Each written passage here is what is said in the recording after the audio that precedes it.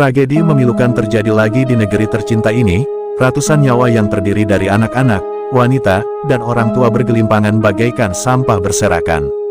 Hari Kesaktian Pancasila menjadikan catatan tersendiri, di mana pada tanggal 1 Oktober tahun 2022 lalu, terjadi peristiwa yang sangat mengharukan, anak bangsa harus mati di tangan saudaranya sendiri.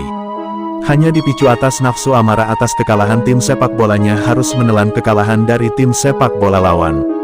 Sikap dan melakukan supporter tim yang di luar batas, akhirnya harus banyak menelan korban jiwa, harta benda bahkan sangki dari FIFA sebagai organisasi sepak bola dunia pun akan diterima oleh negeri kita. Masa keemasan para pemain junior Indonesia yang kini sedang kita banggakan, haruskan sirna oleh kejadian hari yang lalu. Puluhan tahun bangsa ini mencari pola pelatihan dan pertandingan untuk meraih posisi teratas di setiap event laga internasional, selalu menemui kebuntuan.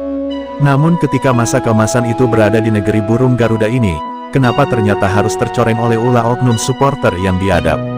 Aparat kepolisian dibantu dengan aparat TNI, tidak dapat menghalau kebrutalan para oknum supporter yang kesurupan. Mereka merangsak ke tengah arena lapangan pertandingan, mengejar, menimpa, memukul dan menendang siapa yang mereka anggap sebagai musuh, tak terkecuali aparat keamanan. Dengan jumlah supporter yang begitu banyak, hingga membuat suasana semakin keos dan brutal. Bagi penonton yang memang menjadi penikmat olahraga sepak bola, menjadi panik dan tunggang langgang, menghindari kondisi itu, namun naas nasibnya. Alih-alih menghindari tawuran itu, dan mencari jalan keluar arena stadion, ternyata jumlah penonton yang membludak menyebabkan penumpukan dan berdesakan menuju pintu keluar, yang mengakibatkan banyak korban karena kekurangan oksigen, ketakutan sehingga membuat korban berjatuhan dan terinjak-injak hingga menewaskannya. Ditambah dengan gas air mata dari pihak aparat kepolisian yang bertujuan memecah konsentrasi massa yang brutal dan berharap dapat meredakan emosi para supporter dan dapat mengendalikan suasana agar kondusif. Ternyata gagal, bahkan dengan gas air mata yang dikeluarkan semakin banyak, mengakibatkan sesak nafas bagi supporter dan penonton yang sudah berjejalan di menuju pintu keluar. Inilah akibat akumulasi peristiwa yang terjadi hingga banyak menelan korban jiwa yang tidak sedikit. Hampir 120 orang penonton kehilangan nyawa dan 80 orang luka-luka, dan harus dilarikan ke rumah sakit terdekat.